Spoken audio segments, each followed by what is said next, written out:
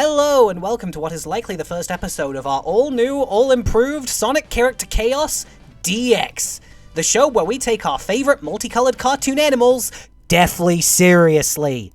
So I wasn't really expecting Amy to be our first episode of this joyous and whimsical reboot, but I was kind of just thinking about what character I felt like talking about, and I was just kind of like, you know, I feel like talking about Amy. You know, Amy Rose, bright pink, Sonic-loving, hammer-wielding, fortune-telling extraordinaire. So, where do we begin? Amy Rose was first introduced in 1993's Sonic CD, as Sonic's first, in the games anyway, female character, and sadly, like a lot of female characters of the time, her first appearance was playing damsel in distress. To be honest with you, even as a kid, I never liked the damsel in distress trope. 9 times out of 10, this trope usually would just mean that the effective character would be kinda just written out of the story or have significantly less screen time, and that's just kinda lame. Younger me would have been happy to know that they're phasing the usual Peach gets kidnapped plot out of modern Mario games. Like, it's not even really a feminism thing, because I still didn't like it when the Mario movie did this to Luigi instead of Peach. I just think it's boring when a character gets written out of the story like this. But I digress. Amy in the classic games has a weird history, since CD is the only actual big game she showed up in, and beyond that, like a lot of the characters who weren't Sonic, Tails, Knuckles, or Eggman, she was kinda just relegated to spin-off roster filler, and hell, she didn't even really appear at all that much in the Archie comics either at the time. And while I haven't read it, from what I understand, she was actually pretty cool in Fleetway though.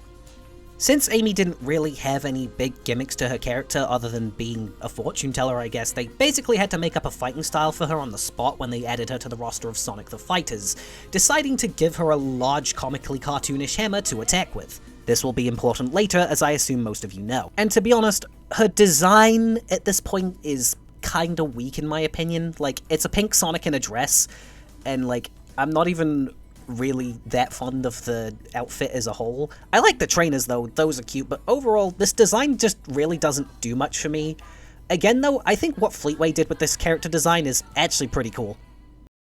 So, with the kind of whatever way they were treating the character at this point, when it came time for the jump to the adventure games, something had to change, and sure enough, while everyone got redesigns, Amy arguably got the biggest one. They curled her spines down to look more like a bob cut, and they also gave her a change in wardrobe, sporting a big red dress, golden bracelets, and a new pair of boots. See, there we go, this is a design that's a bit more cohesive. They also changed her hair tie into a headband, which doesn't really change that much, but it's worth noting. They also decided to take her hammer from Fighters and stick with it, making it a permanent part of her identity as a character. I love this design a lot. It's very cute, very girlypop. The pink and red with the accents of white give Amy a very big Valentine's Day kind of color palette, and generally, I'm just a big fan of the small girl with a comically large weapon character trope. It's a lot of fun. But alas, it was going to take a lot more than just a new wardrobe for our beloved pink hedgehog to stake her place in this franchise. She'd need some engaging gameplay and some good writing to go with it. So, I know that the other gameplay styles in Sonic Adventure 1 are highly controversial, and Amy's gameplay more often than not gets the thumbs down from most of the fanbase. From what I gather, it's due to it being on the slower side, and also being unable to just jump into enemies to kill them. So, how do you feel about Amy's gameplay, Ramen? It's my second favorite after Sonic's. Like, no, seriously, that's not rage bait. I actually find Amy's gameplay here super fun. Her hammer jump gives crazy verticality and platforming, and I don't think she takes nearly as long to reach top speed as some people say. My biggest complaint with Amy in SA1 is that there isn't enough of her. I'm completely serious. But I think what really stands out about Adventure 1 Amy to me is her writing and story. I'm gonna be so for real. To this day, I think this might still be my standout favorite Amy story in the series. It's actually pretty good. To give a quick summary, Amy encounters a stray Flicky that she spends the story trying to reunite with its family. However, that Flicky is being pursued by a juggernaut of an Eggman robot simply called Zero. What is he fighting for? A bird. Bird up! Anyway, she initially goes to Sonic for help, but her childish attitude causes her to run off into Twinkle Park, overexcited and getting separated from him, leaving her open to be captured by Zero and imprisoned on the egg carrier. Wait a minute, I thought you hated the damsel in distress trope, Ramen. Well, you see, that's the cool part. The next part of Amy's story is about her breaking herself out, which she does by talking with E102 Gamma and convincing them to help her out by showing compassion for them and their situation, an action that later leads to Gamma's own redemption arc, in fact. Eventually, with a bit of this and a bit of that, this all leads to Amy confronting Zero one-on-one and helping the Flicky reunite with her family, and deciding that maybe she herself can help people on her own too. It's actually a really neat story for the character here. Amy, personality-wise, is also pretty good in this game. She's energetic and fun, and her fangirliness for Sonic is at a level where it's notably presented as a character flaw, without making her too unlikable. She's a fangirl with a crush that's definitely clouding her judgment, but she's not some psycho stalker at this point or anything. Subtle foreshadowing. And it might also be a bit of a hot take, but I really like how they translate this storyline into a Sonic Adventure 2, with Amy trying to take what she's learned into practice by trying to free Sonic from gun captivity, and very quickly being hit with the reality that it's, well, something crazy like this is easier said than done. Amy, throughout most of Sonic Adventure 2, often gets sidelined and becomes an active hindrance to the group when she tries something, which, yeah, at first glance, that might come off as them discarding what she went through in Sonic Adventure 1, but I think what most people forget here is how Amy ends off Sonic Adventure 2. Let's not forget, she's the one in the end who convinces Shadow to help save the world instead of destroy it. I think a lower faith interpretation of this scene would be the writers going, "Oh shit, I forgot to make Amy do something, she's the one who redeemed Shadow, go!" But I think the fact that Amy struggles throughout this whole game to contribute and ultimately is the one who makes this massive play at the end that completely turns the entire story on its head is very intentional. I don't think it's far-fetched to point out that in both adventure games, Amy ends up causing a villain to turn to the side of good. I don't think it's a coincidence, and it feels really damn intentional. It's in her theme song's name too, My Sweet Passion. It's Amy's compassion that makes her who she is in the adventure games, and I think that's really cool personally. And that's not to say that Amy can't be a fighter too in her own right, that Hammer isn't just for show after all, and also she's the most busted character in Sonic Adventure 2's multiplayer, so... But yeah, Amy in the adventure games is really great actually, and I think she really sets a good precedent for her character going forward. Then Heroes fucked everything up! Sonic Heroes, for as much as I love you as a game, your story definitely leaves a lot to be desired, and I think how it screws up Amy's character is definitely my biggest gripe with this game's writing. Okay, so before I get all miserable and complainy, I'm gonna give Heroes Amy a bit of credit. I like that she's really trying her best to help Cream and Big find Chocola and Froggy and trying to help them keep their spirits up, but unfortunately, everything else. So the elephant in the room with her hero's characterization is how she treats Sonic. She's gone from a giddy fangirl with a debatably unhealthy crush into a psycho stalker, literally threatening Sonic with violence when he resists her advances. In fact, no, she literally does just fight him. Not threaten with violence, she just straight up assaults the poor guy. I have seen some defenses for this scene. I've seen the argument that Amy attacks Sonic because Sonic is the one who's framed for stealing Chocola and Froggy, but if that's why, then why didn't Amy open her interaction with that? And second of all, do we really think Amy would so easily believe that Sonic did this without at least talking to him about it first? The other common defense I see for this scene is that this scene's not meant to be taken seriously. It's meant to be a joke, it's meant to be funny, haha. Okay. I'm not laughing. Forgive me if I don't find harassment particularly funny. Amy's feelings for Sonic, while again debatably healthy, were nowhere near this toxic in the adventure duology. The closest they got was Amy withholding breaking Sonic out until he agreed to marry her in SA2, which, when Sonic says no, Amy still lets him out anyway. See, that's not exactly a shining example of good Amy writing, but it's a bit easier to take as a joke than whatever the fuck Heroes is doing. Amy in this game is just not great, and unfortunately, I don't think she really gets that much better throughout the 2000s game. Battle, Rush, Shadow, all games that either treat her like a nothing character or the punchline of a very mean-spirited joke.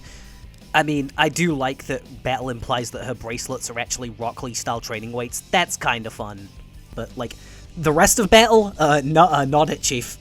And as much as I loathe to admit it, the 2000s game I think really treated Amy best was... 06. And mind you, the bar at this point is beneath hell. I'm praising 06 for doing the bare minimum here, but I will say, I do genuinely really like the scene where Amy stands up for Sonic when Silver attacks him, declaring that she fully believes that if the world is accusing Sonic of wrongdoing, then there must be some sort of mistake, and she'd stick by Sonic's side. It mirrors Rouge telling the same thing to Shadow in his story, and I like that a lot. Hell, now that I think about it, I think she does something similar in early Archie too. Guess I was wrong earlier about what I said about Archie Amy. This isn't a bit, by the way, I genuinely only remembered this happened while I was recording this. But admittedly, outside of this scene, 06 Amy doesn't have that much going on, but I'm grasping for anything at this stage. I suppose I like that Riders has Amy actually put away her rose-tinted glasses for Sonic and actively get pissed at him when she endangers her. That's kind of a neat development for her character. And then there's her depiction in Sonic X. It's hit or miss.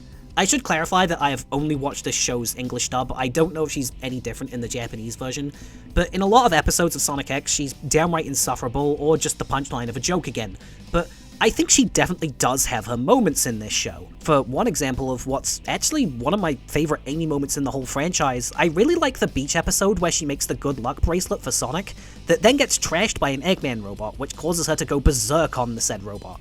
The episode peaking with Amy falling into the ocean unconscious, and Sonic without hesitation jumping in to save her despite his fear of water, with the episode's final shot showing that Sonic got the good luck bracelet fixed and decided to wear it. I think it's very sweet, and I think this episode made a genuine Son-Amy shipper out of me as a kid.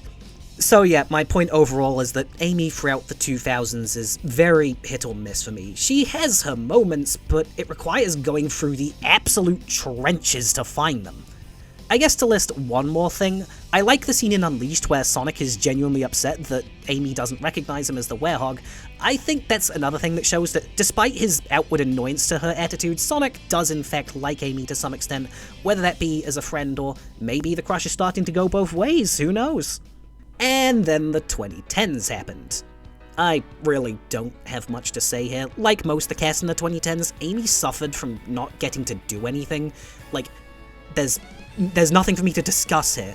Well, I suppose except that one. Boom Amy is interesting, because I think within the context of Boom, she's great, but I was never really big on the whole, oh, they should make the main games Amy more like Boom's Amy thing that was going around at the time. I think Boom Amy's a bit too haughty and uptight for me to think the personality fits Game Amy. In Boom, she's very much often playing straight woman to the rest of the gang's shenanigans, but I will say I do like that Boom Amy was able to keep hold of Game Amy's trademark compassion. In one episode of the series, she's shown to be an active charity worker, for example. Boom Amy works because she's in Sonic Boom. It's a good Amy take, it's just not my preferred Amy take. So, where does this leave Amy now? 2020's Amy, among the greater fanbase, has been divisive, shall we say? So 2000's Amy has been given a lot more mature characterization in recent Sonic media, as well as reviving old lesser-known traits to her character, such as her passion for fortune-telling, and it's not exactly vibed with everyone, and has also led to some straight-up misinformation being spread around that Amy's crush on Sonic has been retconned/removed, which, no? So, what do I think of where Amy is at right now? Well, I like a lot of what they're doing here, but I don't necessarily think all the concerns being raised about her characterization are invalid either. I like that Sonic and Amy are firmly and clearly friends now. Adventure Amy was a fangirl trying to jump straight into a romance with someone she wasn't that close with, and now it feels like she understands that before anything else, she should let Sonic get to know her first. That's an interesting and cool development. She hasn't given up on one day being with Sonic, but she is emotionally mature enough to understand that being a friend to Sonic is more important. I also like that in Frontiers, she isn't afraid to scold Sonic when she believes he's acting out of line. Like when he tries to convince her that helping the Coco isn't important and she proceeds to tell him off for it. I like that quite a lot, and it shows that Amy, despite everything, is still ever the empathy of this group. I also think Evan Stanley specifically is a standout for how she writes Amy in the IDW comics as well. Not that I think Ian Flynn or Daniel Barnes or anyone else on the writing team does a bad job, but I feel like Evan Stanley does a really good job of taking what works from every Amy incarnation and mixing them all together quite well. But one concern from the fanbase I definitely do understand is that modern Amy is a little too chill. Like, where's the energy? Where's the girly pop vibe? This is something people came down on Frontiers for, and in that game I think it was a bit more justified because the whole cast was feeling more down than usual, and that was the whole point of that game. But now that we've gotten to see her in Crossworlds 2, I do see that, yeah, the energy is a little low. She has a few good lines in Crossworlds. I do like her little "Yay, go me!" when she gets first, for example. I think that's pretty cute, but I think the voice direction is what's really screwing her over here. A lot of people also raised the concern that her personality has been nerfed, not just her voice direction, being that she's nowhere near as fiery as she used to be, and I'm just gonna come out and say it. I think this is fine. Amy's fire is definitely still here as a part of her character, she just better knows how to utilize it now. Amy in Crossworlds to me pretty clearly defaults to being a good sport and friendly, but if she gets shit-talked, she will absolutely bring out some of that classic Amy fire that we all know.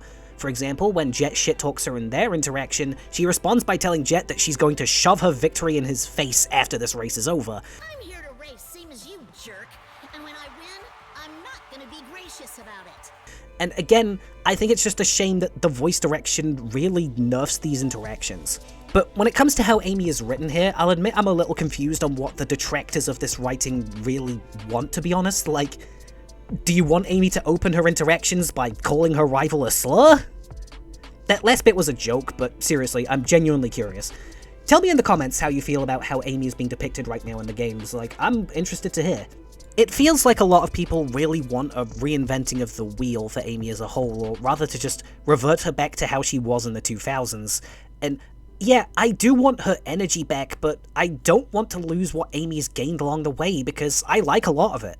I think all Amy really needs is some stronger voice direction and for the writing to let her loosen up just a little bit more. It's not that hard, we don't need this full restructuring of everything, I think we just need to tweak her a bit, you know?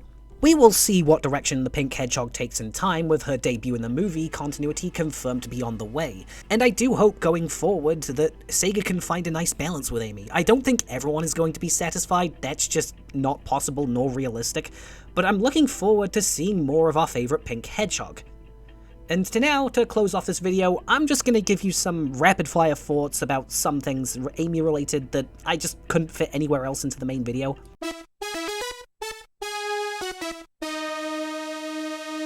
As far as changes to Amy go in the Generations remaster, I'm not too fussed about the cupcake thing, but I do think removing her backhanding Knuckles into a tree was kind of a lame choice. In more recent outings, Amy's tarot cards have been implied to have some genuine magic property to them, and the idea of Amy being magic is a controversial prospect for the fanbase. I like it personally. If Sonic is this super cool shonen protagonist type character, I think it's fun to make Amy more magical girl-esque in turn. And the tarot card magic low-key gives Card Captor Sakura vibes. Also, her card bike move in Frontiers is cool as hell, I'm not sorry. I like that the 30th anniversary comic made it canon that Amy is actually a really good artist and has made Sonic fan comics before. It's a really cute character trait that I wish they'd bring back again. Amy's Rider's outfit is her best outfit, she looks great. Amy being in Superstars is weird because by the time of the adventure game, she's not a part of Team Sonic yet in canon, so it feels weird that she's treated as part of the team in Superstars. Don't get me wrong, I'd rather her be here than not, and I'm glad the classic media is doing more with Amy, but it is all the same a little strange for the continuity. Amy has a lot of popular ships in this fanbase, and to be honest, I like most of them. Son Amy, Shed Amy, Surge Amy, and Trip Amy are all such great ships, and it's kinda hard to pick a favorite. Lisa Ortiz is my favorite English Amy voice. It's just the voice I immediately think of when I think Amy Rose. I really don't like that we've not had Amy's hammer jump back since Sonic Adventure 1. It was by far the most fun part of her kit in that game, and it should be brought back. It's just way more interesting a verticality tool than giving her a triple jump like in Frontiers. I absolutely love it when this series has any scene that shows that Amy is actually decently physically strong. I think that's really cool. Anyway, that's about all I've got to say about Amy for now, and that concludes what is hopefully the first episode of Sonic Character Chaos DX. See you next time when we talk about, well, whoever I feel like talking about next time.